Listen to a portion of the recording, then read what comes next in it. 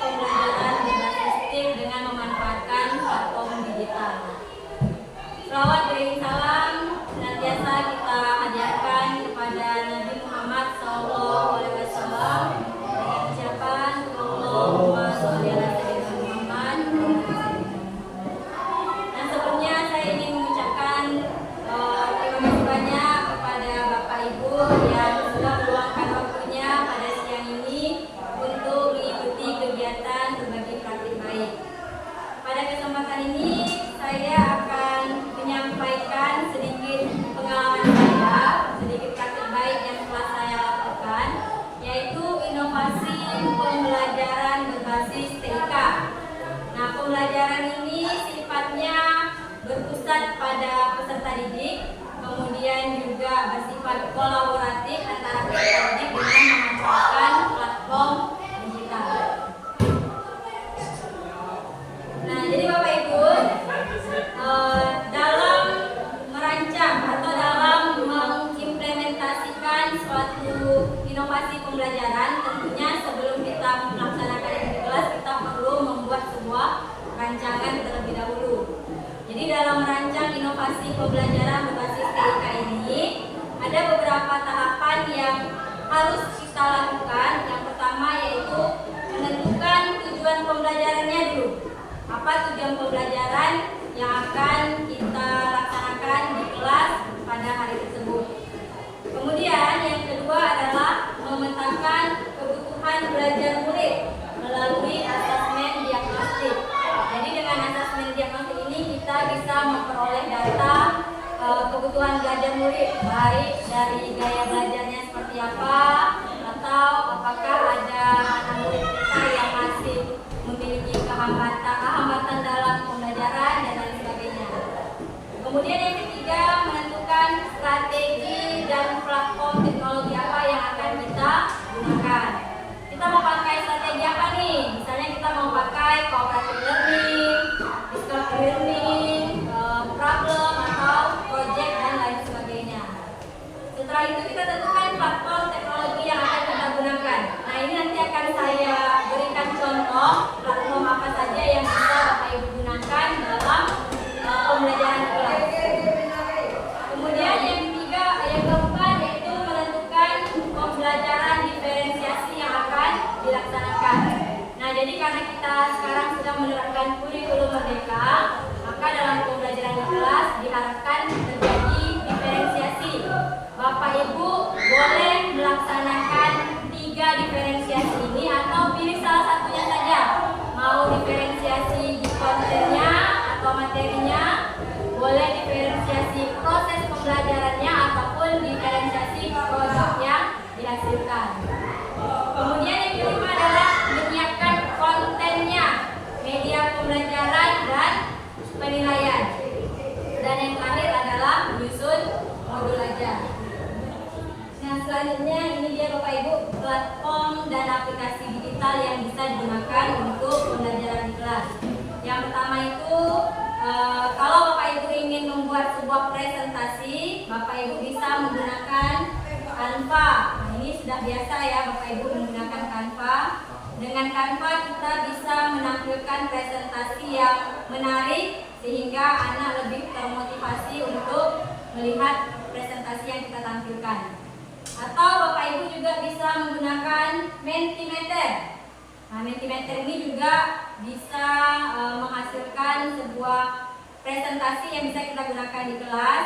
Kemudian yang ketiga, Bapak Ibu bisa gunakan Gamma. Jadi Bapak Ibu bisa pilih di antara ketiga aplikasi ini mana yang Bapak Ibu kuasai. Kemudian yang kedua, platform yang bisa kita gunakan untuk berkolaborasi. Kolaborasi di sini artinya ketika kita memberikan aplikasi itu kepada anak bisa bersama-sama mengerjakan dalam satu file tersebut. Nah, yang pertama itu Google Workspace. Google Workspace ini banyak toolsnya ya Bapak Ibu. Ada Google Dokumen, ada Spreadsheet, ada Google Slides, kemudian ada Google Jamboard. Nah, dengan Google Workspace ini anak bisa saling berkolaborasi. Misal, Bapak Ibu membuat lembar kerja peserta didik dengan Google Dokumen. Nah, di Google 4 orang siswa ini bisa mengerjakan bersama-sama LKPD tersebut. Begitu juga dengan Google Slide. Google Slide bisa lebih dari 1 orang berkolaborasi dalam satu slide. Kemudian yang kedua, Canva. Canva juga seperti itu Bapak Ibu. Kalau misalnya Bapak Ibu membuat LKPD atau membuat slide pada Canva, ini kita bisa mengundang teman, mengundang siswa untuk berkolaborasi dalam satu desain yang akan kita buat. Kemudian yang terakhir, ini ada contohnya Padlet. Nah, Padlet ini juga bisa berkolaborasi. Jadi dalam satu tampilan Padlet itu semua pengunjung bisa memberikan komentar atau menuliskan apa saja di dalam Padlet yang kita sediakan.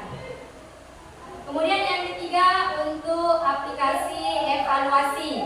Bapak Ibu bisa memanfaatkan aplikasi PMM atau platform Merdeka Mengajar. Di dalam aplikasi PMM ini ada asesmen, ada satu bagian asesmen. Di situ Bapak Ibu bisa melihat contoh-contoh asesmen dari setiap fase. Kemudian ada quizzes. Nah, quizzes ini saya rasa Bapak Ibu sering gunakan ya, karena dilaksanakan di kelas. Jadi dengan quizzes ini, ketika anak mengerjakan asesmen atau quiz seperti lomba cerdas cermat gitu. Jadi tampilan quizzes ini bikin anak lebih tertarik, termotivasi untuk mengerjakan soal. Kemudian ada aplikasi yang ketiga, itu namanya Kahoot. Kahoot ini lebih kurang dengan quizzes juga. Tampilan soalnya itu lebih menarik dan lebih berwarna, sehingga anak jadi lebih tertarik. Kemudian yang keempat, platform untuk membuat kelas digital atau kelas maya. Yang pertama, Google Classroom. Ini sudah kita gunakan di sekolah, Google Classroom. Jadi Bapak Ibu bisa mengundang guru dan bisa mengundang siswa untuk hadir dalam kelas maya yang sudah dibuat. Kemudian yang kedua ada kelas maya dari Kemdikbud. Jadi Bapak Ibu bisa akses di kelas maya belajar kemdikbud.go.id. Dan yang terakhir ini ada Moodle. Moodle juga salah satu platform untuk menyediakan kelas digital. Nah, ini contoh rancangan inovasi pembelajaran berbasis TIK yang sudah saya buat dan sudah saya terapkan kemarin. Untuk inovasi pembelajarannya saya menggunakan Google Sites, di mana dalam Google Sites ini panduan pembelajaran anak dari kegiatan awal sampai kegiatan akhir sudah tersedia di dalam Google Slide yang saya bikin.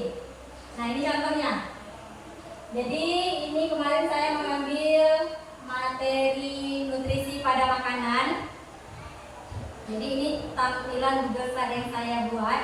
Temanya itu aku dan makananku. Jadi di Google Slide ini Bapak Ibu bisa menambahkan animasi seperti ini. Kemudian nanti Bapak Ibu bisa menambahkan foto, Bapak Ibu bisa menambahkan video, Bapak Ibu bisa menyematkan materi yang sudah Bapak Ibu bikin. Nah, ini seperti biasa sebelum kita memulai pembelajaran ada sedikit kuis atau pemanasan supaya anak lebih fokus untuk memulai pembelajaran. Kemudian kita masuk ke kegiatan awal. Di kegiatan awal ini Bapak Ibu bisa menuliskan pertanyaan persepsi atau motivasi yang terkait dengan pembelajaran. Nah, karena di sini saya menggunakan model pembelajaran problem-based learning, maka di sini saya menghadirkan suatu permasalahan dalam bentuk potongan artikel. Di sini ada 2 paragraf potongan artikel. Kalau misalnya anak mau membaca artikelnya secara lengkap, maka kita sediakan juga. Jadi di sini anak-anak bisa membaca artikelnya dengan lengkap. Jadi Bapak Ibu bisa membuat sebuah tombol, nanti di tombol tersebut ditautkan ke link yang akan dituju. Kemudian di Google Slide ini, nah tadi kan pembelajarannya ini bersifat kolaboratif, artinya anak bisa saling berkolaborasi dalam mengisi suatu LKPD, atau anak kalau ingin memberikan pertanyaan itu kita sediakan tempatnya. Nah, misalnya di sini saya sediakan tempat untuk anak-anak bertanya. Kalau kita klik, dia akan diarahkan ke Padlet. Ini contoh Padlet yang dibuat.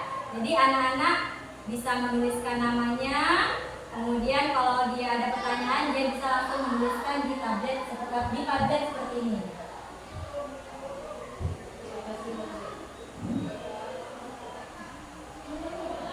Kemudian, nah ini untuk materi. Untuk materi, kalau kita klik, anak akan dialihkan ke halaman lain yang isinya tentang materi pembelajaran.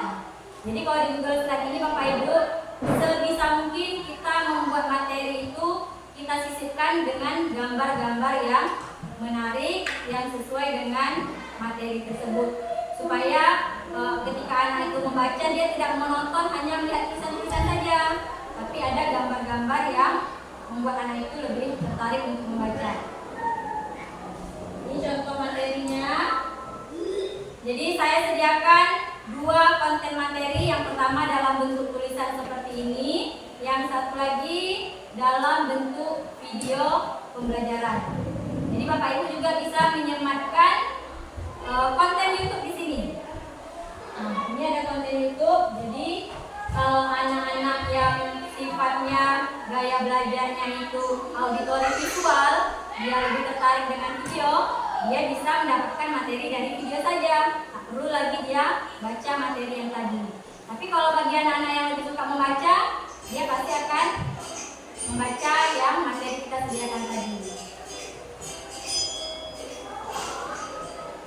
Kemudian di sini ada lagi materi yang saya sediakan dalam bentuk slide, Google Slide.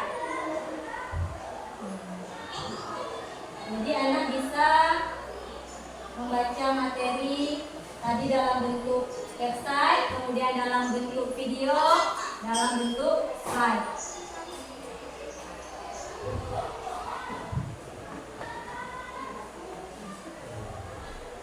Kemudian ada lembar kerja peserta didik atau LKPD. Nah,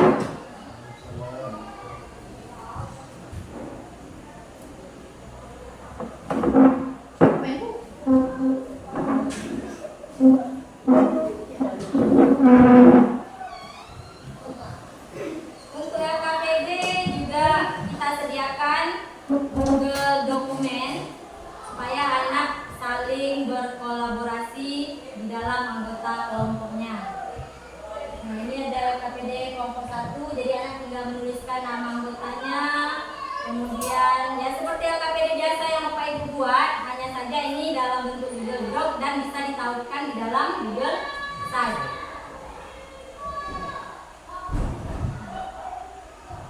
Kemudian untuk kegiatan penutupnya, di sini anak bisa menuliskan kesimpulan dalam pembelajaran tersebut. Untuk kesimpulan, saya meminta anak untuk membuat kesimpulan pembelajaran dalam bentuk mind mapping menggunakan Canva. Jadi situs Canva-nya juga kita tautkan pada Google Site yang kita buat. Dan yang terakhir ini ada kuis interaktif dalam bentuk quizzes dan dalam bentuk word wall. Nah, quizzes ini Bapak Ibu sudah biasa gunakan. Quizzes ini kita bisa bikin soal pilihan ganda, kemudian kita bisa bikin pilihan jawaban lebih dari 1. Kalau di word wall ini lebih beragam lagi Bapak Ibu. Word wall ini kita bisa bikin kuis dalam bentuk TTS misalnya, atau kita bikin kuis dalam bentuk mencocokkan. Misalnya ada pertanyaan A, kita harus mencocokkan dengan jawaban 1, 2, 3. Atau di word wall ini juga Bapak Ibu bisa bikin kuis dalam bentuk mencari kata. Nah, ini kan contohnya tag of hidden word. Anak-anak harus mencari kata-kata yang sesuai dengan materi pembelajaran. Nah, jadi ini salah satu inovasi yang saya buat untuk pembelajaran di kelas. Jadi dari tahapan awal kegiatan pendahuluan sampai kegiatan akhir, anak dituntun melalui Google Site. Nah, ini contoh sederhananya ya Bapak Ibu, Google Site. Atau Bapak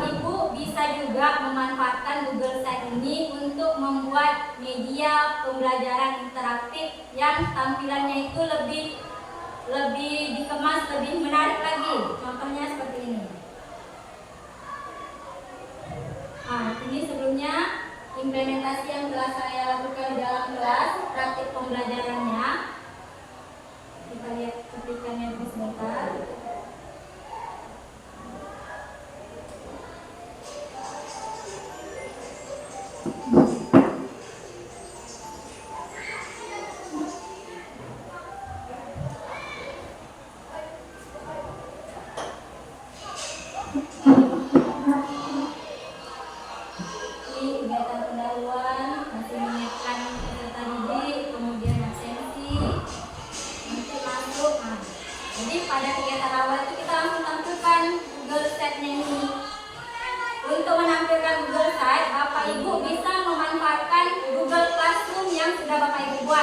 Jadi tautan Google Slide kita masukkan ke Google Classroom.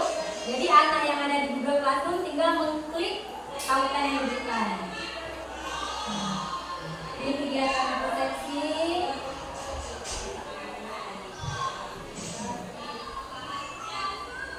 Sampai nanti di kegiatan penutupnya ditulis.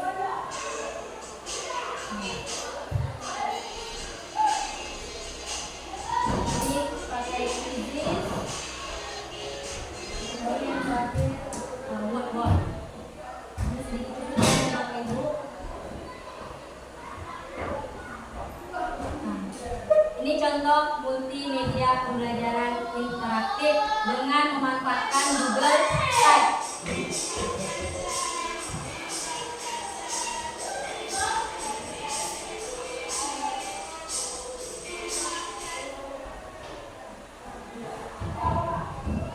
Beda ya Bapak Ibu dengan tampilan yang pertama tadi. Kalau Google Slide yang pertama tadi itu kegiatan pembelajaran dari awal sampai akhir saya buat dalam satu halaman saja. Satu halaman Google Slide. Kalau yang ini dibuat dalam beberapa bagian halaman. Jadi kita hanya menyediakan tombol-tombol. Jadi seperti aplikasi, kalau kita klik dia akan muncul ke bagian yang lain. Misalnya nih, ketika anak klik mulai belajar, akan muncul tampilan yang kedua. Jadi ada kegiatan pendahuluan, ada kegiatan inti, ada asesmen, dan terakhir ada kegiatan penutup.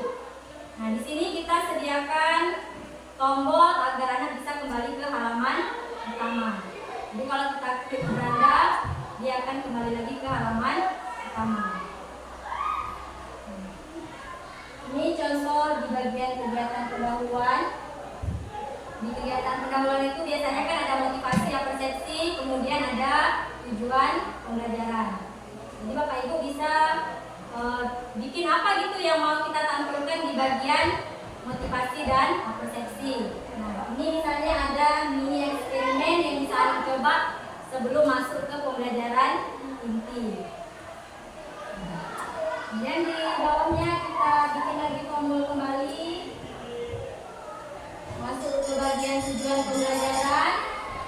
Di sini kita sampaikan tujuan pembelajarannya apa. Kemudian kembali lagi. Kalau sudah selesai di kegiatan pendahuluan, kita masuk ke kegiatan inti. Nah, di kegiatan inti ini kita sediakanlah materinya, mau dalam bentuk bacaan atau dalam bentuk video pembelajaran, atau misalnya Bapak Ibu ada slide presentasi, silakan juga dimasukkan. Ini contoh materi. Jadi ada tulisan, ada gambar-gambar pendukungnya. Untuk video juga kita bisa sematkan video YouTube.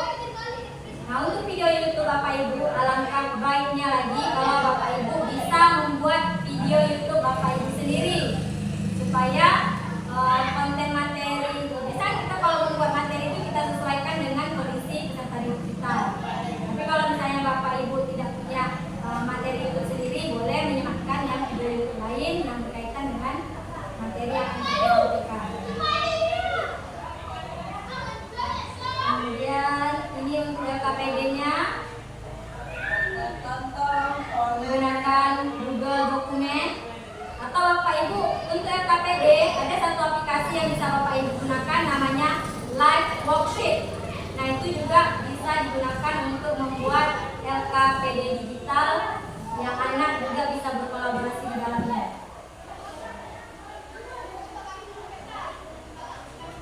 Kemudian di sini saya sediakan pojok tanya. Pojok tanya menggunakan Padlet. Jadi jika anak bisa ada pertanyaan bisa ditampilkan dalam Padlet. Kemudian ada pojok karya. Nah, karena tadi materinya itu tentang membuat termometer sederhana, jadi kalau anak-anak mempraktikkan itu, anak-anak bisa foto hasil karya dan memasukkan hasil karyanya di dalam slide yang telah kita gunakan. Kemudian ini ada kuis. Di sini ada 4 kuis yang bisa anak-anak ikuti. Yang pertama kuisis pilihan ganda, kemudian ada teka-teki silang. Kemudian di sini saya menggunakan wall dalam bentuk mencocokkan jawaban. Dan yang terakhir ini jenis-jenis termometer, bentuknya flashcard. Jadi anak memilih 2 gambar yang sama. Ini menggunakan aplikasi Lumi. Contohnya misalnya termometer ruangan. Baca di mana termometer ruangan?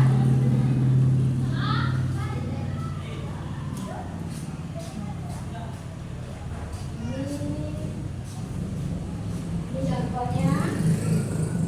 Aplikasi Lumi. Ini yang contoh teka-teki silang.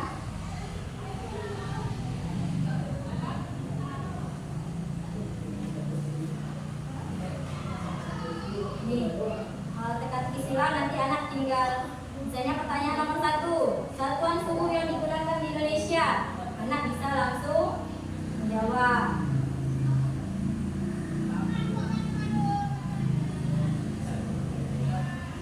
Kemudian di tahapan akhir dalam pembelajaran itu kegiatan penutup. Nah di kegiatan penutup ini Bapak Ibu bisa masukkan bagian kesimpulan. Di sini anak disediakan ruang untuk membuat kesimpulan. Kembali lagi saya menggunakan Padlet, jadi kelompok 1 bisa menuliskan kesimpulannya di sini, kelompok 2, kelompok 3 dan seterusnya. Kemudian umpan balik. Umpan balik, Anda juga bisa menuliskan umpan baliknya. Tadi ada satu yang tertinggal Bapak Ibu, asesmen. Nah, asesmen atau penilaian. Bapak Ibu bisa membuat Google Form untuk penilaian, kemudian Bapak Ibu sematkan di halaman Google Site. Jadi ini Google Form-nya, anak tidak perlu masuk ke Google Form, klik muncul formnya, tapi anak bisa langsung menuliskan di sini. Nah, ini kelasnya, kelas berapa?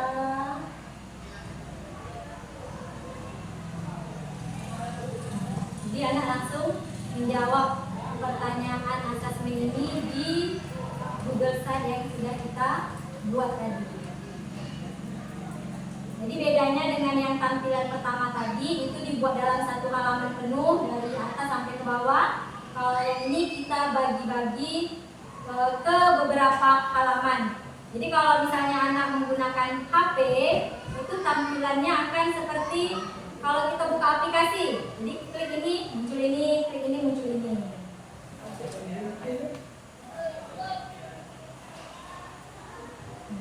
Jadi Bapak Ibu, ini salah satu contoh inovasi pembelajaran yang telah saya buat dan saya implementasikan di kelas. Nah, biasanya Bapak Ibu, kalau dari pengalaman, anak-anak kalau kita kasih kuis seperti ini, dia pasti akan lebih nampak bersemangat gitu kan. Hanya saja karena kita ini masih baru kan menggunakan yang seperti ini akan memakan waktu yang lebih panjang daripada durasi kita mengajar biasanya. Karena nanti kan akan habis kita masangin fokus, kita nyiapkan Chromebook untuk anak. Belum loading, belum lagi jaringan internetnya. Nah itu biasanya kendala-kendala yang pasti kita hadapi di tempat kita kita, terutama dengan yang sinyal susah, kemudian perangkat tipnya itu sendiri yang tidak kurang memenuhi atau tidak cukup untuk jumlah siswa kita. Tapi kalau ini Bapak Ibu biasakan minimal seminggu sekali lah dalam pembelajaran, lama-lama kan anak akan terbiasa mereka menggunakan Chrome sendiri, login ke akun mereka sendiri. Jadi begitu masuk kelas, kita tinggal pasang fokus, tinggal munculkan di layar. Itu ya Bapak Ibu. Mungkin ini saja yang saya sampaikan pada kesempatan kali ini. Nanti kalau misalnya Bapak Ibu ada yang tertarik untuk mendesain multimedia interaktif dengan Google Site, nanti kita bisa belajar bersama-sama lewat Tombel, atau kita bikin pertemuan lagi yang lebih khusus membahas tentang Google Site misalnya, atau membahas tentang Quizzes, tentang Word. Baiklah Bapak Ibu, saya tidak buka sesi pertanyaan. Ini saya menyampaikan saja. Kalau nanya cara buat, nanti kita buat sesi khusus aja gitu Bu. Diskusi aja. Ya Bapak Ibu, akhir kata saya mengucapkan terima kasih atas atensi Bapak Ibu untuk mendengarkan sedikit dari saya tentang inovasi pembelajaran ini. Terlebih dan terkurang saya mohon maaf. Assalamualaikum warahmatullahi wabarakatuh. Pertanyaan Pak Roni, 3 pertanyaan itu saya.